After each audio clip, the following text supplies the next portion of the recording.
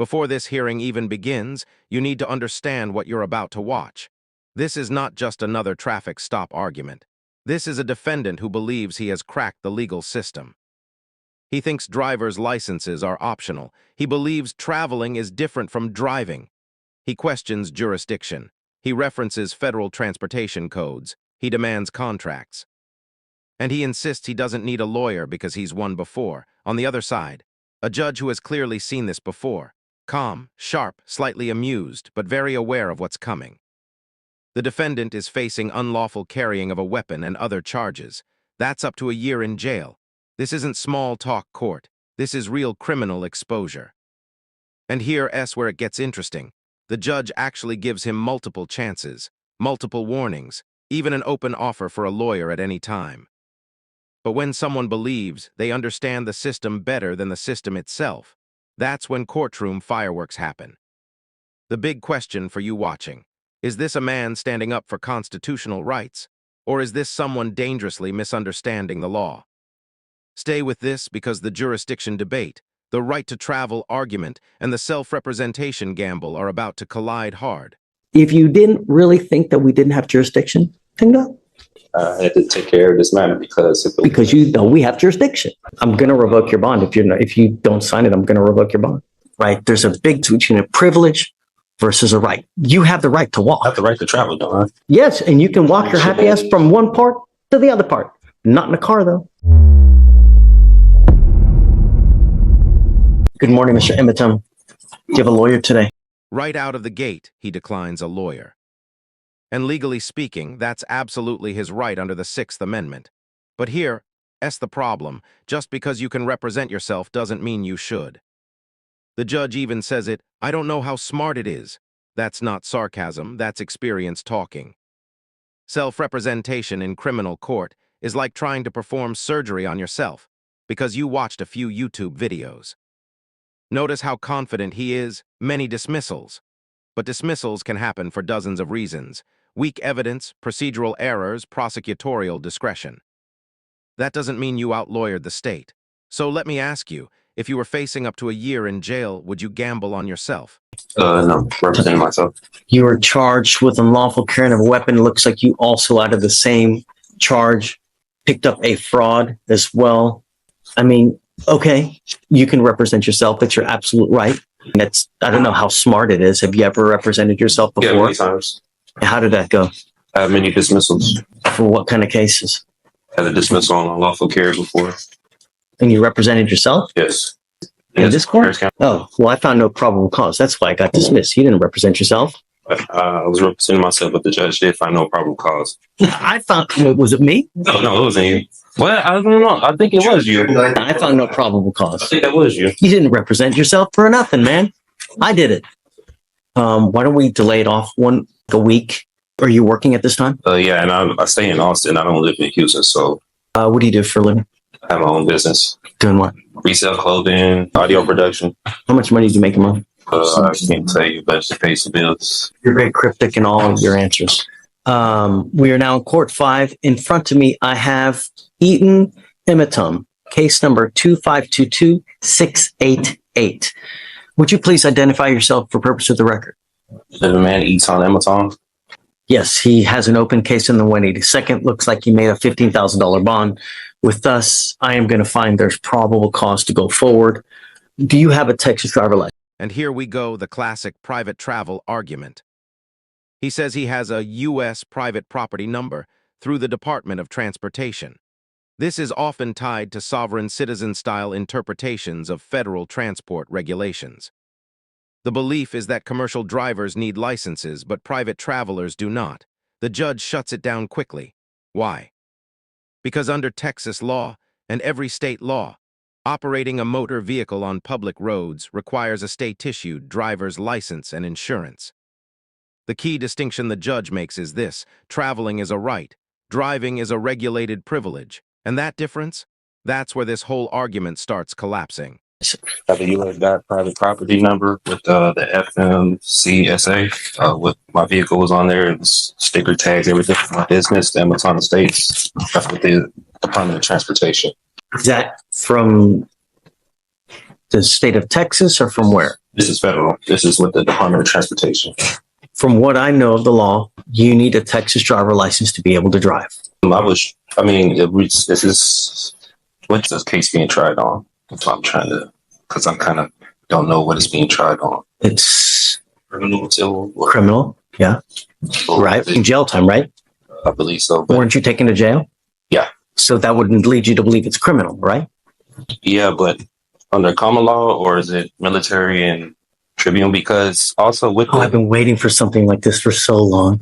This is so much fun. I'm just trying to see from what I'm being tried on, because what I was told with the U.S. side, I have to register with the state of Texas with the registration or licensing. I do have my own place with that vehicle too as well. So You need a license to drive, a Texas driver license. That's it. If you're going to drive a vehicle, it also has to be registered so that they know that you're driving the vehicle and that you own it or have the right to have that, so it's not a stolen vehicle.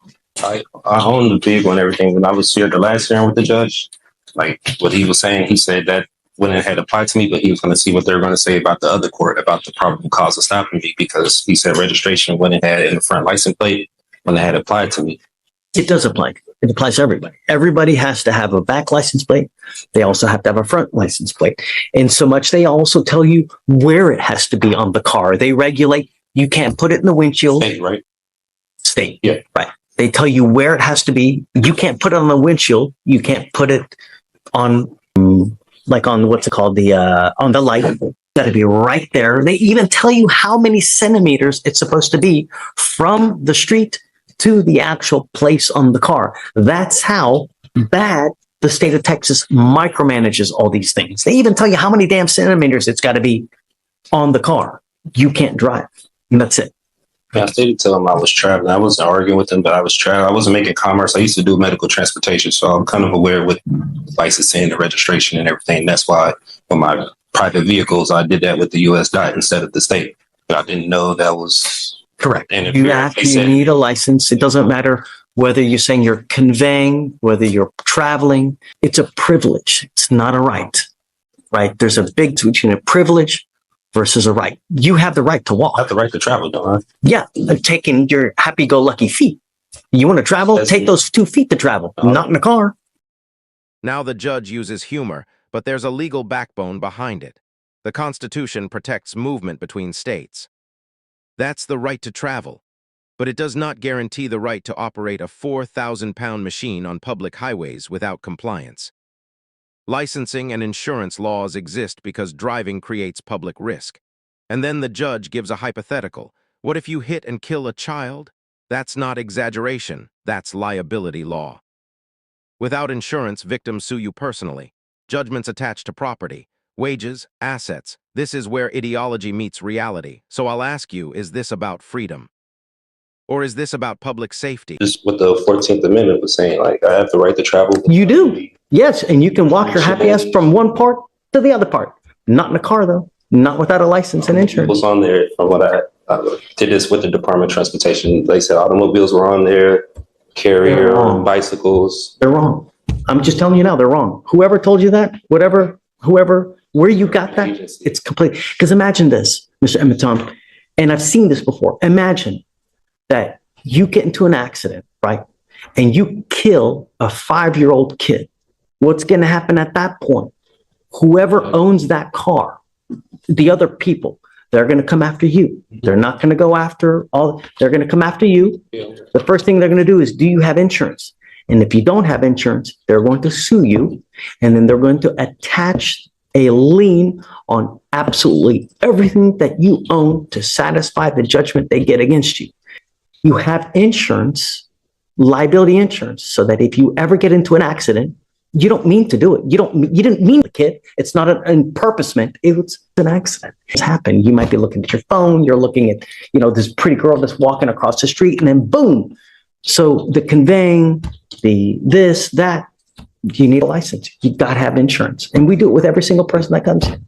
Can I say for the unlawful carry, the possession of marijuana, the person that was in the vehicle told the officer it was legal hemp that they got from the store. They have receipts and everything in Texas. You can have legal hemp. They got it from the store. He even told the officer it was theirs. He pulled me out the car. He didn't ask for any paperwork. Now you're making the apples right.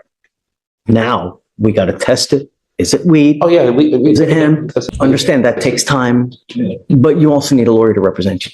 I found my own discovery. I was representing myself pro se. And you can do that if you want. Yeah. But we have to go through a series of questions. I represented myself plenty of times. I had dismissals here from and for purposes of the record, so this is important. The defendant claims he beat a previous case representing himself. The judge clarifies, no, the judge found no probable cause. That means the prosecution failed at the initial evidentiary threshold. That's not a courtroom victory speech moment. That's a procedural ruling. And watch what's happening here. The judge is gently dismantling the confidence narrative. Not aggressively, not angrily, just factually. Confidence based on misunderstanding past outcomes can be dangerous in criminal court. Mr. Emitom had a case with me here. It was actually June 7th of 2022.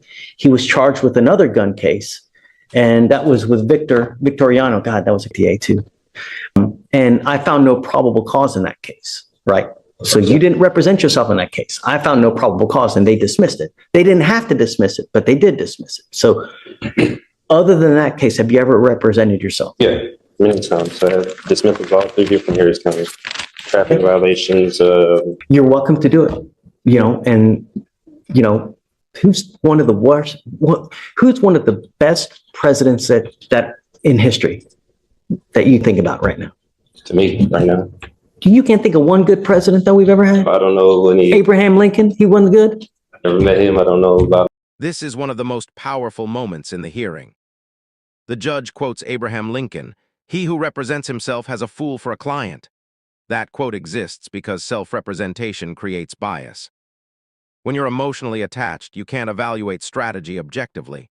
A lawyer sees weaknesses. A defendant sees injustice. And here's the legal bombshell. If he represents himself and loses, he cannot later argue ineffective assistance of counsel. That's a massive appellate right to waive. He's not just declining help. He's closing doors. At that time, Abraham Lincoln said something. He goes, you know what? He who represents himself has a fool for a client. That's what he said. Meaning that when you represent yourself, there is an inherent conflict and there's an inherent bias, and you may not be able to see things objectively. Meaning that you have your heart, you've got your soul into this case. So you may not be able to see from an outside position if they're saying something that makes sense. You're absolutely entitled to represent yourself. And if you want to do that, you're more than welcome to it. And I have no problem with you doing it. You need to understand, though, if you represent yourself, you can't come at a later day and say, you know what? I had ineffective assistance of counsel. My lawyer sucked. Well, you represented yourself. You now can't complain about that. If you lose and I end up putting your butt in jail for a year, you can't complain. You're stuck like Chuck for a whole year because that's what you're facing. You're facing a year in jail. And I'm not here to put you through law school because I have way too much drama as it is. I don't need any more drama, right? So if you don't do it the right way, I'm going to shut you down, right? I like to be nice to people, but I'm not taking you to school. Do you understand this? Do you understand the charges against you? No, I don't understand the nature of it. Okay, you're charged with unlawful carrying of a weapon. You're facing up to a year in jail. What they're saying is that you unlawfully had a weapon. As a result, you were charged, and now you're facing up to a year. Do you understand? Yeah, what they're telling me, but I still don't understand why I went to jail for that. That's why. What do you not understand? The court procedures, or No. I'm asking about the nature of charges. No, don't talk about the procedures. Don't talk about the licensing, about the conveying. Yeah, I know I'm getting charged for unlawful carry. Right. Do you understand that? Yeah, what's going on? Okay. Do you have the right, or you understand the range of punishment that you're facing a year, correct? That's what I've been told. Okay. You have the right to court-appointed counsel. Do you want counsel to represent? And now it's official. He rejects appointed counsel even after being warned about appeal limitations. The judge even offers him a deal. At any time, just ask and I'll give you a lawyer. That's rare flexibility. But here's the psychological layer. Some defendants believe lawyers are part of the system they distrust, so representing themselves feels empowering. The risk. Courtrooms operate on procedural rules, not personal belief systems. Would you take that risk? I don't want legal advice. I don't need a legal team. I just want law. You really don't want a lawyer? I represent myself. I could get none more by myself than anyone representing. Okay. What that means is that you cannot appeal this thing. If you're found guilty and you go to jail, a lot of lawyers or a lot of defendants like to claim, sorry guys, I'll be 2 minutes. A lot of lawyers, they're lawyers for screwing up. And they say, hey man, my lawyer messed up. I can tell you, that's the one thing that defendants complain about. And probably, I don't know this for sure, but I would suspect probably the number one reason why cases are overturned because of ineffective assistance of counsel, meaning that a lawyer, for one reason or other, messed up so bad that their cases have to be redone. You cannot complain about that at a later time. I've seen that many times. That's why I'm representing myself. But you can't, if you mess up, you cannot appeal this thing. Do you understand? Once, and if you are found guilty, that's it. Do you understand? I'll make you a deal. If at any time you want a lawyer, all you got to do is ask and I'll give you one.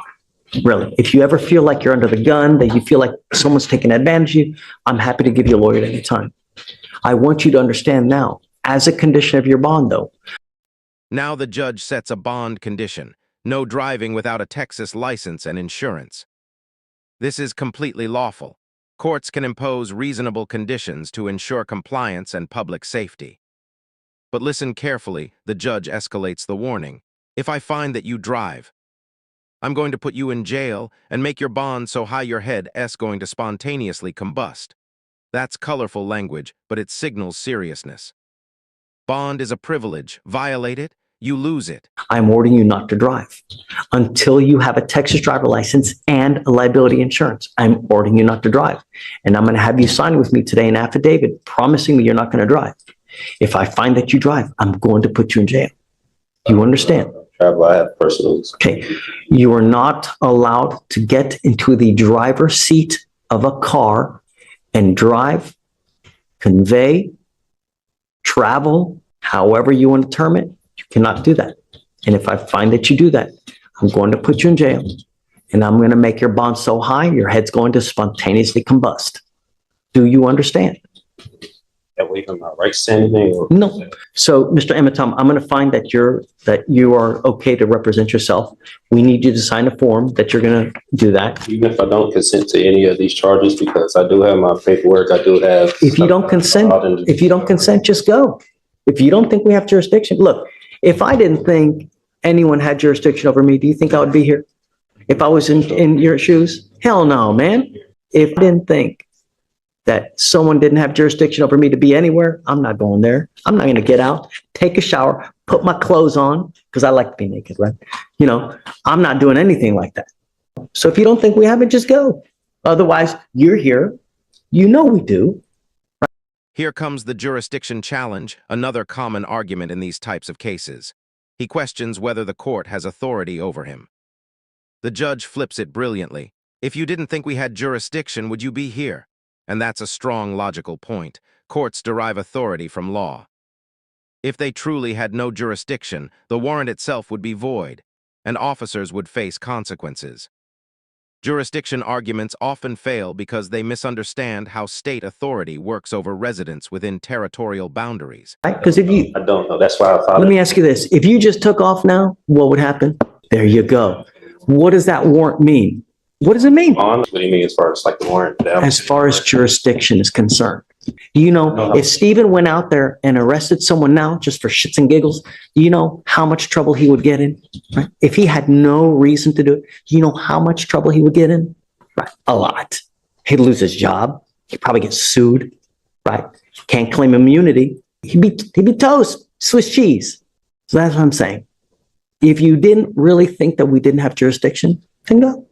I had to take care of this matter because you know we have jurisdiction. No, because I was going to go to 515 Rusk and file my civil lawsuit with the officer who arrested me because they did some unlawful, unconstitutional things that they did to me at that time. So I was going to take it there. You know, I didn't believe they had jurisdiction over me. I would wait to see how this case goes first before you do that. You know, see how the case goes first before you start jumping the gun. Like that's what I was waiting. You know, if I didn't think anyone had jurisdiction over me, I'm not going to go there, man. I have enough important things to do in my life as it is. I mean, you've been sitting here since 8:30 in the morning, where it's now nearly 1 o'clock. Your Honor, at this time, the state wouldn't even be able to comply with this order because it's asking for an immediate order of discovery. It sounds like spontaneously going to give Well, other than the that, opposing party. I mean, and is he asked? And it's not, the language is not aligned with criminal procedure or penal code. But beyond that, the only two pieces that are requested that are reasonable that I can produce with a timeline are 1 and 7. Now we see the shift into pseudo-contract language. He requests a wet ink contract between himself and the state, implying criminal prosecution requires contractual agreement. That's legally incorrect. Criminal law is statutory, meaning enacted by legislation, not contractual. You don't consent to criminal statutes. They apply by operation of law. The judge identifies it immediately as sovereign citizen-style reasoning. And here's the problem. Courtroom time is limited. Judges expect legally relevant motions, not philosophical ones. Mr. Emitom, understand that you will get discovery, but sometimes it takes time. It's not immediate. We can go down the list if you wish, but Yeah, let's do it. I mean, we have. so 3, a true and complete original or certified alleged contract with wet ink signatures between the petitioner, the Harris County Superior Court, State of Texas, and or political subdivisions thereof may have law states that in order for the Harris County, and he's not even citing law, valid lawful contract between the petitioner, let them bring it forward for petitioner's inspection or immediately dismiss all charges. I believe this is going into UCC. This is not. I mean, here you're going into the sovereign citizen type language. Just common law. Okay. What contract? Contract complaint, whatever. I know this is statutory and it's not going over common law, so I'm not familiar with the statutes like I explained before. Well, you're a lawyer now. You're going to have to familiar yourself with it. Try me on statutes. I want to be tried on common. This is the breaking point. He says he wants to be tried under common law, not statutory law. The judge responds clearly, there's no common law here. It's done by statute. Modern criminal prosecutions operate under codified statutes passed by legislatures.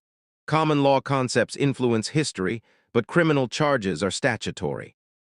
And now the core issue becomes obvious. How can you represent yourself if you don't recognize the legal framework you're being tried under? That's not an insult. That's structural reality. You're going to have to do it. I'm not sure. There's no common law here. It's done by statute. There's no common law here. It's all done by statute.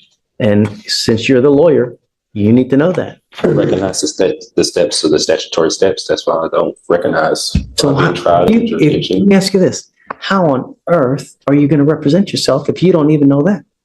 So I get everything I need in my discovery. No, he's going to give you body cams. He's going to give you 911 call. He's going to give you witness lists. And that's it. Hold on, just so he knows. So number 4, a true and complete original and or certified copies of the criminal record of the attorneys of record, judge, magistrate, pro tem, commissioners, witnesses, as well. Now the discovery request escalates. He asks for criminal histories of judges, attorneys, and court staff. That's not relevant to the charges against him. Discovery is meant to provide evidence related to your case, body cam footage, witness lists, lab reports, not background checks on the judiciary. At this point, the judge is signaling something critical. You need a more realistic guideline. Translation: the courtroom has rules, and those rules aren't bending. As all officers of this court, that doesn't apply here. Really. I mean, my criminal history, you think I have criminal history? You need to have a more realistic guideline. they can't give you stuff immediate because he may not even have it in his possession. So I can't order him to give you something that he doesn't have in his possession. How soon can they get my next court date? Will they have it, or how soon? I don't even know. The only other thing I need you to do is I need you to swear to us that you're not going to drive. I am making it a condition of your bond. I hold that until I put all the stuff in my paperwork. I don't drive. I don't go by driver's license. I have my passport that I do go by. I need you to do it now. Okay, I need you to do it, and I'm making it a condition of your bond that you sign the document that you're not going to drive, convey. Contractor doesn't say anything or agreement say anything like that because I'm still trying to see the. I'm going to revoke your bond if you don't sign it. I'm going to revoke your bond. That's it. I gotta be forced to sign that. If I don't sign it, I can't have the option to take that paper. No, I'm not. I don't have to sign it, but I'm going to revoke your bond. Do you think that the 5-year-old kid that gets hit and killed in a car, or the 69-year-old grandmother that ends up paralyzed from an accident, cares whether you were conveying, whether you were in commerce, non-commerce? Injuries don't care whether you're conveying, whether you're traveling. Accidents happen whether you're conveying, whether you're driving, whether you're traveling. That doesn't care, right? When you get into an accident, it doesn't matter in what method you're doing it. An accident is just that. And if you have an accident, I want to make sure that the other party will be taken care of. I'm only asking you to follow the law. I'm not asking you to split the atom here. Great. I'm asking you to sign this. If you don't have to, but I'm going to revoke your bond. That's it. And Mr. Emeton, if you get a Texas driver's license and you get insurance, I will take this deal off. That's what I believe in, and that's believe the Constitution. That's okay. They trying to imply that I need to get a license and insurance when I used to be a commercial driver for this state. I don't commercial drive anymore. I don't do medical transportation. I'm just a. Did you hear what I said about an accident, about whether you're conveying or traveling? Exactly what you mean about the accident. Okay. I know if I was to get on the accident road with no insurance, I could get sued and there'll be a civil matter and I go to jail. I understand that. That's why I travel very cautious. I don't. You just said I drive. You said the magic words. Yeah, I was a driver. Come on. Don't be Helen Keller. Come on. And I'm trying to protect all of Harris County. You're protecting you. I'm protecting all the 4.2 million people here. That's what I'm doing. Because if you get into an accident, I know that you're not going to be out a dime out of your pocket. But all those other people, they're going to be out a crap load of money. And I'm going to do everything in my power to protect every single person of Harris County. And I don't care if I offend you. I don't care if I make you mad. I don't care if your sensibilities are upset. Don't care. I don't. All I want is every person protected. And that's it. And I'm doing what the law requires. I'm not asking you to do anything that's not outside the law. And you, as a lawyer, should be able to look it up and see, because it's all in the transportation code. So you can sign it. If you don't, I'll have you meet with Stephen. That's it. And they're reserved. I'm waiving my right to the court. No. Signing that's waiving my rights. It's a contract. It's me. Why are you waiving? My right to travel. That's infringing my right to travel with the Constitution. No. To dodge patas. I don't know what that means. Happy trails. Use your feet. You can travel with your feet. I can, but I live in Austin. I don't live here in Houston. Take a bus, take an Uber. But I want to make sure if you're caught driving, I'm going to put you in jail and I'm going to make your bond so high you will spontaneously combust, because I want you to understand that I mean business and I'm protecting every single person I can. And that's it. Forcing me to sign this right now? No. I mean, with jail or arrest if I don't sign this? Right correct. Now? That is correct. That's correct. Imprisonment if I don't sign this. This is on the record? It's on the record. I have a report right here. And it's on video. Can you file the bond conditions as well? No driving without a license, please. This is it right here? That, and I'm going to have them file it just in so I can give you a copy as well. So here's what we just watched.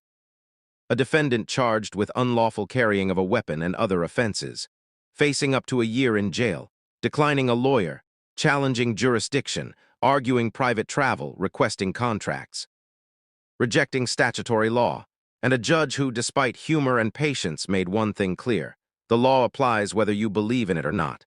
The biggest takeaway. Self-representation is a constitutional right, but it's a high-risk gamble, especially in criminal court. Now I want to hear from you. Is this a man standing up for misunderstood constitutional principles? Or is this someone walking straight into preventable consequences? If you found this case as fascinating as we did, make sure to hit that like button, drop your thoughts in the comments, and don't forget to subscribe for more jaw-dropping courtroom breakdowns.